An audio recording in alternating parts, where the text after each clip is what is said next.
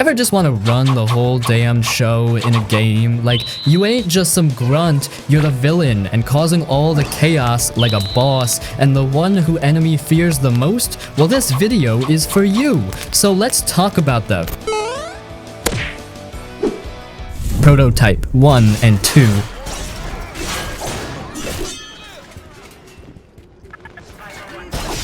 He plays Alex Mercer. This dude wakes up in a morgue in New York City with no memory, but he's got these insane shape-shifting powers. He can literally turn his body into giant blades, massive hammers, a tough shield, or even just absorb people to steal their looks and memories. The city is going through a crazy virus outbreak and the military is trying to shut everything down. Your goal? Figure out who you are, what happened, and why you've got these powers. Then comes Prototype 2, which dropped in 2012. Here, you're playing as Sergeant James Heller, a new guy who hates Alex Mercer because Mercer kind of caused all the trouble and killed Heller's family. But Heller also gets infected and gains powers similar to Mercer, so now it's this super-powered showdown between two incredibly strong dudes, while the city is still a mess and the military is still trying to control everything. First off, it's all about the insane powers. You're not just strong, you're basically a living weapon, jumping miles high, gliding across skyscrapers, running up walls, tearing tanks apart with your bare hands, punching helicopters out of the sky. It's just pure over-the-top chaos. You truly feel like nothing can stop you. When you turn your arm into a giant blade and just slice through a whole group of soldiers or a tank, it's incredibly satisfying. And then there's the freedom to just mess things up. The game gives you this huge open world and you can literally go anywhere, do anything. You can just decide, you know what, I'm gonna go run up this building, dive down and smash every car on the street. Or I'm gonna hijack that helicopter and just blow everything up. It's a real power fantasy where the city is your playground for destruction, where you can absorb people to blend in, which is a cool way to be sneaky, but let's be real, most of the time you're just jumping around blowing stuff up. Asura's Wrath.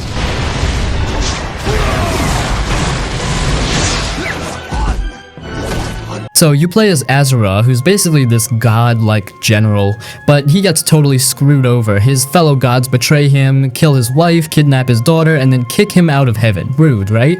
But here's the thing about Asura. When he gets angry, he gets powerful, like ridiculously, impossibly powerful. His whole goal is to get revenge and save his daughter, and his rage is what fuels his strength. Well, first off, the scale of power is just insane. This isn't about little punches. Asura can literally punch enemies the size of planets. He can stop giant fingers from crushing him to death with sheer willpower. He fights enemies who are like moon-sized or bigger. There's one moment where he just punches through the earth to hit a dude on the other side. It's all about pure, raw, unbridled rage and strength. You're not just a hero. You're a force of destruction that laughs in the face of impossible odds. And the way the game plays is also super unique. It's basically like an interactive anime. You'll be watching these crazy over-the-top cutscenes and then boom! You'll suddenly get a QuickTime event, QTE, where you have to press a button at the right time. But these QTEs aren't just random button presses, they're how Asura wins these impossible fights. Like, you're not just watching him punch a planet, you're mashing the button to make him do it. It makes you feel like you're actually controlling the spectacle. It's pure visual craziness that just keeps escalating. Every time you think things can't get any wilder, they do. The enemies get bigger, the fights get more epic, and Asura just gets angrier and more powerful. It never stops trying to top itself, and it's awesome. The whole point is to feel like you're this unstoppable engine of vengeance, no matter how impossible the odds look. Saints Row 4.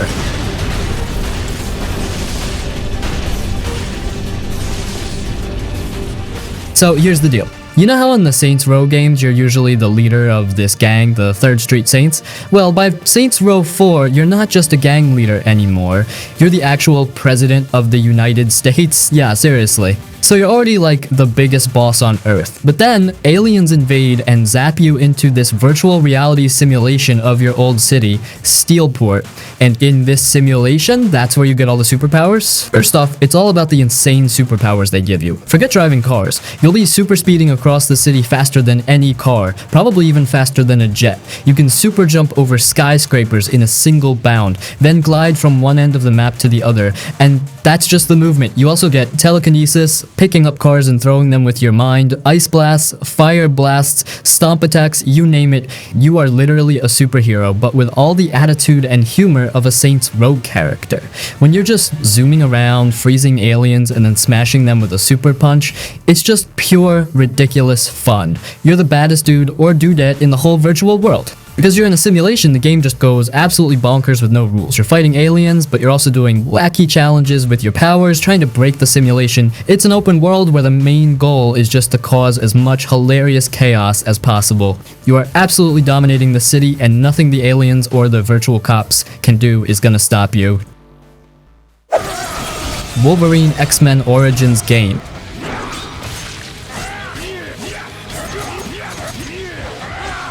Let's talk about a game where you get to unleash your inner animal, X-Men Origins Wolverine. This one dropped in 2009, right alongside the movie. And while the movie might have been kinda meh, the game, it let you go absolutely wild. You get to play as Wolverine, obviously, and it's all about feeling like an unstoppable force of nature. But you're Wolverine, and you've got those adamantium claws, right? But in this game, they're not just for show. You can slice and dice through enemies like they're butter. You can impale dudes on spikes, chop them in half, and just generally leave a trail of carnage wherever you go. The game doesn't hold back on the gore, which is awesome if you want to feel like a total badass. The gameplay is a mix of hack and slash and brawling, so you're constantly in the thick of it, tearing through waves of bad guys. You've got light and heavy attacks, you can grab and throw enemies, and you've got this lunge move that lets you close the distance super fast and take down enemies instantly. As you fight, you build up your rage meter, and when it's full, you can unleash devastating moves like the claw spin, or go into berserker mode, which makes you even stronger and faster. It's all about being aggressive and tearing through everything in your path. You also get feral senses, which helps you find hidden paths and enemies, and you can upgrade Wolverine's abilities as you go, making him even more powerful. The game is pretty linear, so you're going from one fight to the next, but the combat is so satisfying that it doesn't really matter. It's all about feeling like you're the ultimate predator and no one can mess with you. Now, the game got mixed reviews, but most people agreed that the combat was the best part. It really captured the brutal nature of Wolverine, and it was way more violent than the movie. It's definitely a game for those who like their action bloody and over the top. So if you want a game where you can just let loose and feel like a total boss, tearing through enemies with razor-sharp claws, X-Men Origins Wolverine is definitely worth checking out. It's a power fantasy at its finest, letting you unleash the full fury of Wolverine in all his gory glory. Middle-earth Shadow of Mordor.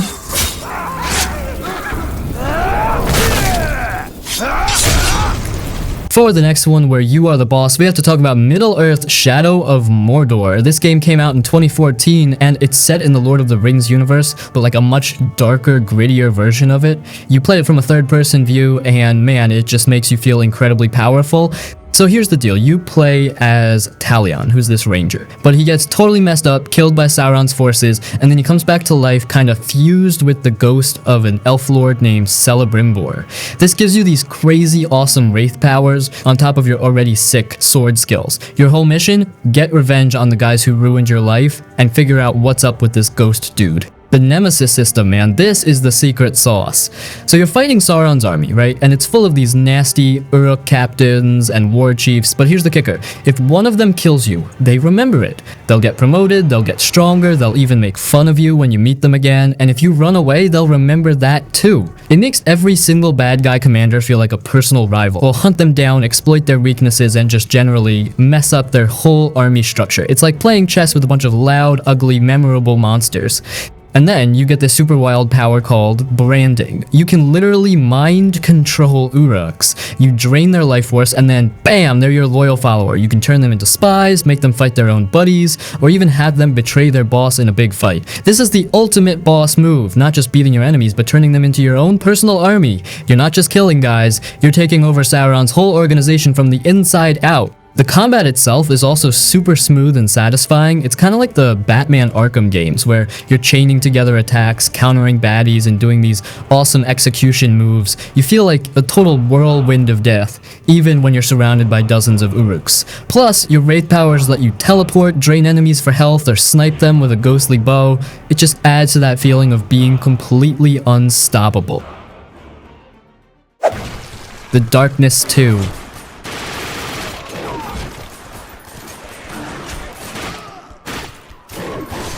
It's a first-person shooter, but man, it's like nothing else out there, because you're not just shooting guns, you are a freaking demon mob boss, basically. So, you play as Jackie Estacado, who's the head of a mob family in New York City. But here's the catch, he's also got this ancient, powerful, evil force called the Darkness living inside him. It gives him these insane demonic powers.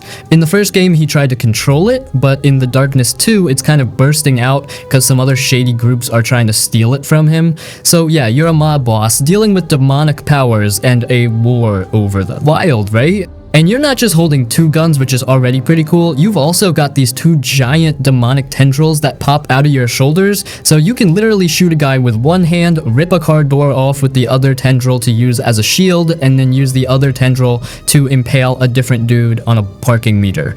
It's called quad wielding, and it makes you feel ridiculously powerful and like a super efficient killer. You're juggling weapons and brutal demonic attacks all at once, and speaking of brutal, the execution kills are just gnarly and awesome. When you weaken an enemy, you can perform these super gruesome finishing moves with your tendrils, like ripping a guy in half or impaling him on a pole. It sounds messed up, I know, but these aren't just for show. They give you health, ammo, or power-ups, so you're constantly looking for ways to finish off bad guys in the most brutal way possible. It's super satisfying and makes you feel like you're totally in control of the battlefield. The game's got this super distinct cel-shaded art style too, which makes it look like a comic book come to life. And while light hurts you and drains your powers, which adds a cool strategic twist because you gotta smash light sources, when you're in the dark, you're basically an unstoppable force.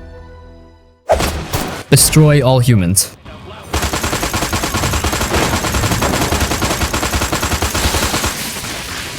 This game first popped up in 2005 and got a super sweet remake in 2020, which is basically the same awesome game, just prettier.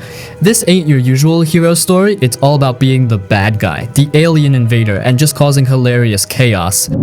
Though you play as this little gray alien dude named Crypto-137, or just Crypto for short. He's part of an alien race called the Furons, and his job is to come to Earth in the 9050s. And why the 50s? Because humans were dumb and easy to fool back then apparently. His mission? Harvest human brains for DNA, mess with their goofy culture, and just generally wreck stuff. His grumpy commander back on the ship Orthopox is always barking orders, but really, you are the boss out there on Earth. First off, you're literally the invader from space. You're not some human hero trying to save the world, you're here to destroy it, or at least mess it up good. That alone is a pretty boss move, right?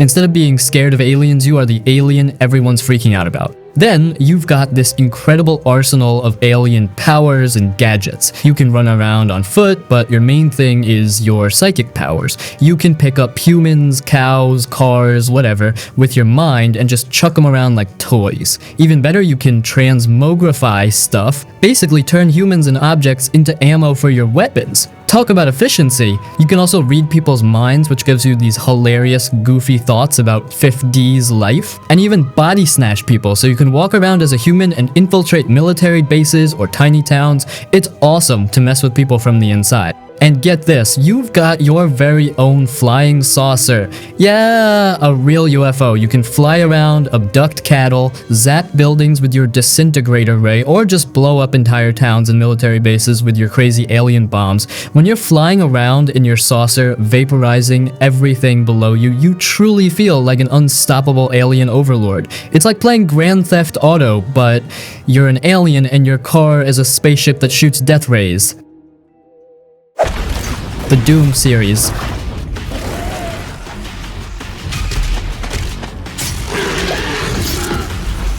Where you are the boss. We absolutely have to talk about the Doom series. We're talking about pretty much all the games here, from the super old school ones in the 90s to the insane modern reboots. This is the ultimate first-person shooter where you're not just some guy with a gun, you are the boss of demon slaying. So the whole idea behind Doom is pretty simple. Demons from hell invade, usually on Mars or Earth, and you're the one dude, the Doom Slayer or Doom guy in the old days, who just doesn't care. You're not scared, you don't try to hide, you just want to send them all back to where they came from in tiny little pieces.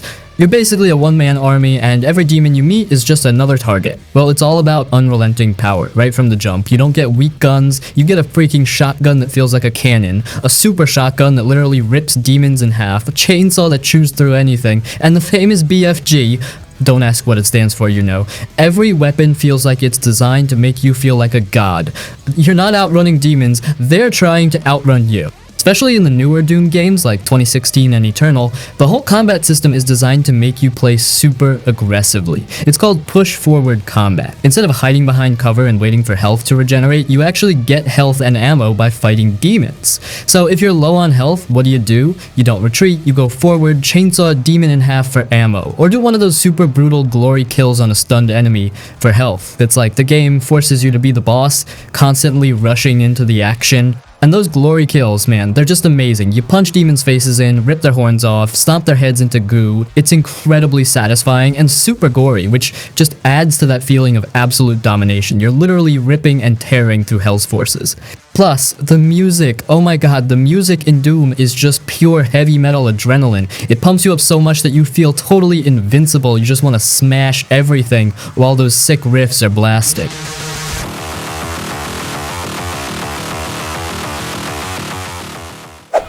Sunset Overdrive.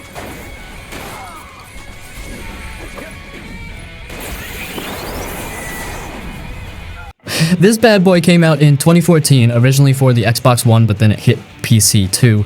Man, if you want a game that's bright, colorful, and just lets you go absolutely wild, this is it. It's like a party in a video game, but everyone's a mutant and you're the bouncer with the super soaker of Doom. So here's the deal, some messed up energy drink company called Fizzco releases this new soda, and guess what, it turns everyone who drinks it into these gross orange mutants called OD, short for overcharged drinkers. You play as one of the few normal people left in Sunset City. Instead of freaking out, you decide to turn the whole city into your personal playground. You're not saving the world, you're just trying to survive and have a blast while doing it. First off, it's all about the insane way you move around. You're not just running on the ground, nope, you're grinding on power lines, wall running across buildings, bouncing off cars, sliding on railings. Basically, the whole city is your personal skate park. It's all about keeping your momentum going and never touching the ground. When you're zipping around, shooting enemies from above, bouncing off a billboard to dodge an attack, you feel like an untouchable, acrobatic boss. It's just so fluid and cool.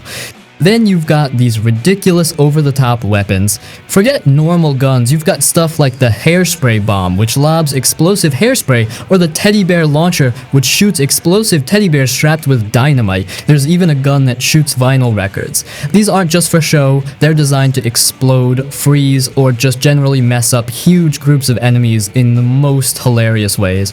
You're not just fighting, you're orchestrating pure, colorful chaos. And the game actually rewards you for being stylish. As you pull off cool moves, grind, and chain kills, you build up a style meter. When that meter gets high, it unlocks these awesome temporary boosts called amps. These amps can make your weapons even crazier, give you special powers, or just make you more powerful. It's like the game is saying, hey, you're awesome at this, here's more awesome stuff. It makes you want to show off and be super flashy. Spider-Man 2 Venom Mod.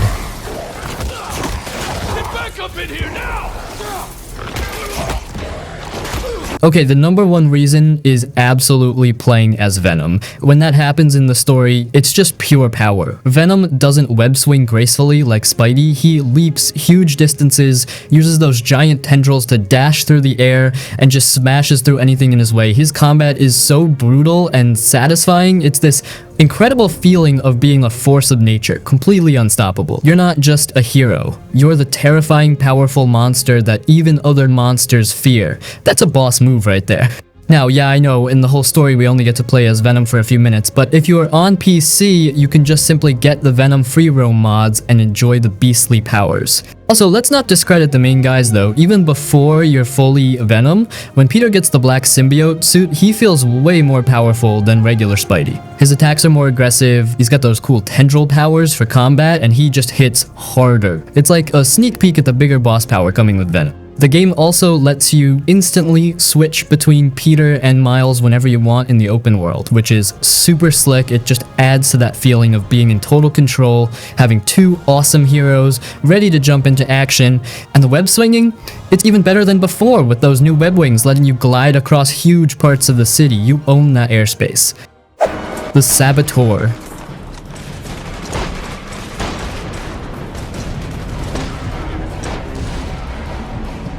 Imagine an open world game, but it's set in Nazi-occupied Paris during World War II, and it's got this awesome trick with colors. So you play as Sean Devlin, who's this tough Irish race car mechanic. He's not some soldier or secret agent, he's just a regular guy who gets pushed too far by the Nazis, especially one really nasty commander. So Sean's whole thing is revenge, and he joins the French resistance to basically make the Nazis' lives a living hell. He's all about blowing stuff up and causing trouble. First off, you're literally taking on the entire Nazi occupation almost single-handedly. You're not part of a huge army, you're this one dude, Sean, who's just constantly sneaking around, causing chaos, and making the most powerful army in the world look silly. You're a constant pain in their butt, which is a total boss move for sure. The coolest thing in the game, though, is how you bring color back to the world. When an area is under heavy Nazi control, it's all gloomy, black and white like an old movie, but as you complete missions, sabotage Nazi stuff like blowing up their giant sniper towers, that's always fun, and inspire the local people, color starts to bleed back into the world. It's called the will to fight mechanic, and it's super cool because you literally see your impact. You're not just completing missions, you're literally making the world a brighter place, which is a boss move like no other. You also get to be a total parkour master in Paris. You can climb almost any building, scale rooftops, and just generally move around the city in a way the Nazis can't. It makes you feel like you own the city's rooftops, giving you the high ground on those dumb stormtroopers. Plus, you can steal Nazi uniforms to sneak around, which is a fun way to play boss at infiltration.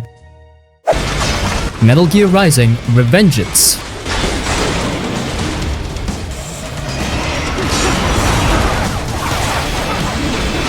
In this game, you don't play as Solid Snake or anything, you play as Raiden, who used to be a regular guy, but now he's a full-on cyborg ninja with a really sharp katana.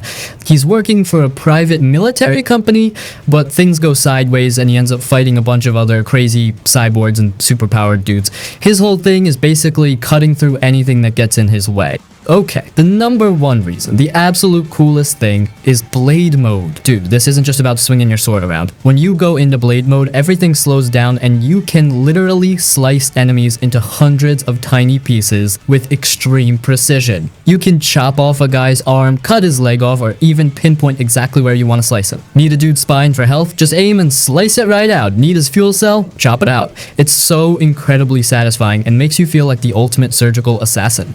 You're not just beating enemies, you're dismantling them. That's a boss move for sure. Raiden himself is just a total powerhouse. He's ridiculously fast, jumping around, running up walls, and parrying incoming attacks with perfect timing. The game constantly pushes you to be aggressive. You're not supposed to hide, you're supposed to get in there, deflect bullets with your sword, and then slice everyone into confetti. It's like a high-speed dance of death, and you're leading it. And the boss fights in this game, oh my god, they are legendary. You fight against these other superpowered cyborgs, and each one has their own wild personality and amazing theme music that kicks in during the fight. These battles are epic, over-the-top showdowns, where you're constantly clashing with equally powerful foes, and when you finally beat them, it feels like you've just conquered a god. That sense of overcoming a massive challenge makes you feel like the biggest boss around.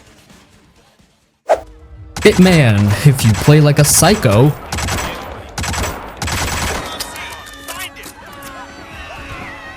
This one's a little different because it's all about how you decide to play. Hitman. Now we're talking about the modern trilogy here, like the games that started in 2016 and eventually became the World of Assassination thing.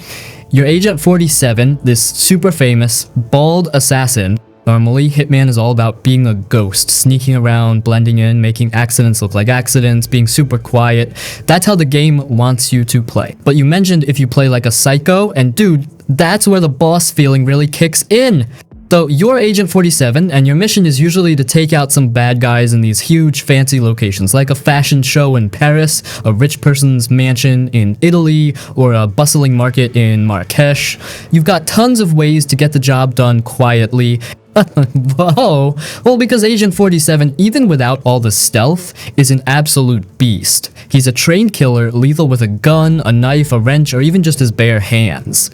The boss feeling comes from throwing the rulebook out the window and just going loud. You're not supposed to do it. The game punishes you for it sometimes, but when you say screw it and just open fire in a crowded room and you manage to survive and still take down your targets while the entire map is shooting at you, that's pure unadulterated unadulterated power. You're ignoring the normal rules and just asserting your dominance through sheer force. You become the boss of absolute chaos. You're literally taking on entire armies of guards, and Agent 47's skills and your own quick thinking let you mow them down, find new weapons on the fly, and even still use the environment to your advantage. Like, yeah, you just blew up 3 guys with a grenade, but you can still shoot that chandelier and drop it on the guy who was about to call for backup. It's like, oh, you thought you had me cornered? Nope, I'm just getting started. Plus, even after you've caused a total massacre, you can still try to sneak away by grabbing a new disguise, which adds to that feeling of being untouchable.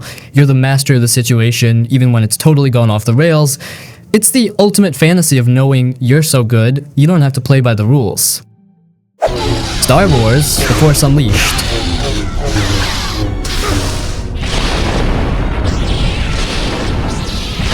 Let's talk about a game where you get to become Darth Vader's ridiculously overpowered secret apprentice. Star Wars: The Force Unleashed. This game came out in 2008 and puts you in the role of Star Killer, and it's all about making you feel like the ultimate force-wielding badass. So the story is set between episode 3 and episode 4, and you're basically Vader's personal assassin, hunting down the remaining Jedi. But it's not just the story that makes you feel like the boss, it's how you play. Over-the-top force powers. You're not just pushing enemies around, you're unleashing the force in ways that feel completely over the top. You can force push enemies through walls, force grip them in mid-air, and then zap them with lightning before dropping them to explode, or even hurl them into oncoming TIE fighters. You get force push, force grip, force repulse, which is like a force explosion around you, and force lightning. As you progress, you upgrade these powers to make them even more devastating.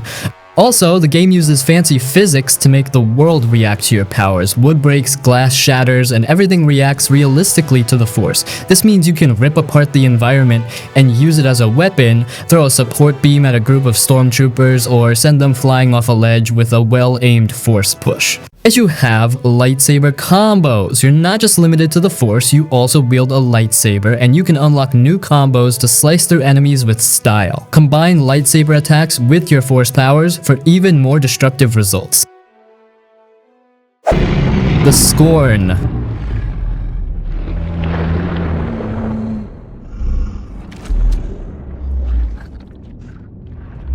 So in Scorn, you wake up in this incredibly disgusting biomechanical world that looks like it's made of flesh, bone, and twisted metal. There's no dialogue, no hand-holding. You're just this weird, skinless creature trying to figure out how to get through this horrifying place. It's all about atmosphere and puzzles, and every single thing looks like it wants to eat you. Okay, so here's the twist. You're definitely not overpowered in Scorn. In fact, you feel pretty weak and vulnerable most of the time. But the way you become the boss in this game is by mastering its incredibly disturbing world. It's about slowly, painstakingly figuring out its gross flesh and bone puzzles, learning how its weird biological machinery works, and using its utterly bizarre weapons. You feel like a boss because you're actually surviving and manipulating this terrifying environment. You're the boss of understanding the unspeakable. When you finally figure out how to open a grotesque door that looks like a giant living organ, or when you learn how to use one of those squishy organic weapons, they're super weird and uncomfortable to even reload, that's where the power comes from. You're overcoming constant discomfort and horrifying obstacles through sheer persistence and cleverness. Your weapons aren't like normal guns. They're these fleshy, gross things that plug into you, and getting ammo or even just swapping out tools involves these incredibly squicky animations. But when you figure out how to dispatch one of those creepy, fleshy enemies with your unsettling tools, that's a unique kind of boss feeling, knowing you're adapting to and controlling a world that's trying its best to make you puke. You're the boss of your own guts, basically. God of War 3.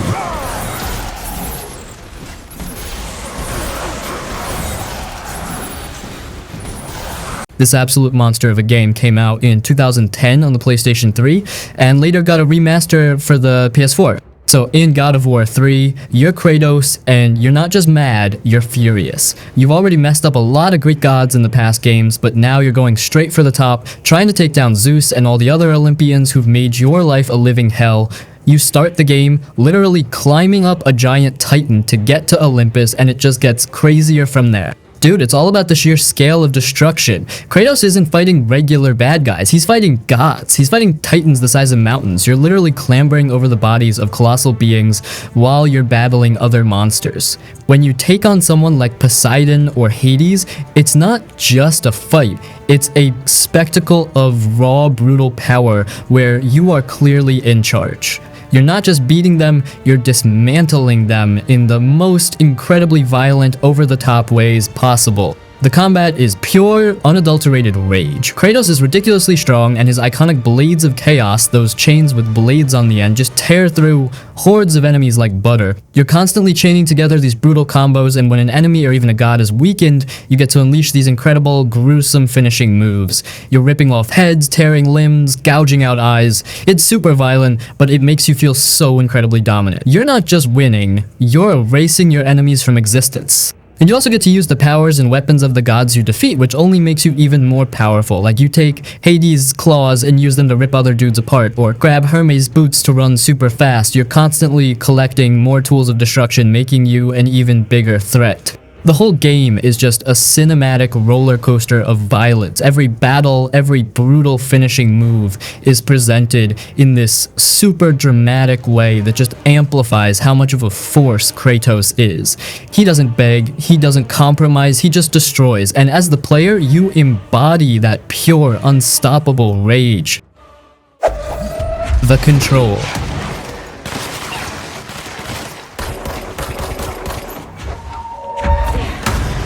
So you play as Jesse Faden, who shows up at this super secret government agency called the Federal Bureau of Control. She's looking for her lost brother, but she basically just walks in and gets tangled up in this huge mess. A spooky paranormal force called the Hiss has invaded the building, messing with reality and possessing almost everyone. Suddenly Jesse's got these weird powers, and before you know it, she's the new director of the Bureau. Talk about a quick promotion to boss. Now about the boss. So, okay, the number one reason is absolutely Jesse's insane supernatural powers. You're not just shooting guns, though you've got this cool shape-shifting gun called the service weapon that can turn into a pistol, a shotgun, a sniper rifle, whatever. But the real fun comes from her other abilities. You can force throw objects, like literally rip chunks of concrete off the walls or grab entire office chairs and hurl them at enemies with crazy force.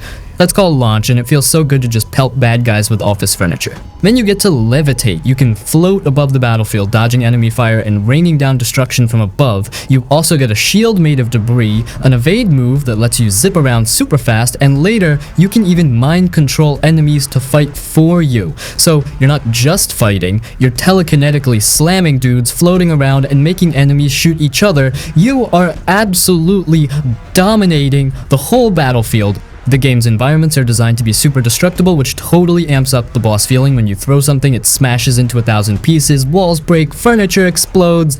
It makes you feel like you're truly throwing your weight around and that your powers have massive impact. And because Jesse becomes the director, you're literally the boss of this weird hidden agency dealing with all these wild supernatural objects. You're the one trying to clean up the mess and figure out what the heck is going on. It's a combination of narrative power and literal gameplay power that makes you feel like the ultimate boss of supernatural chaos.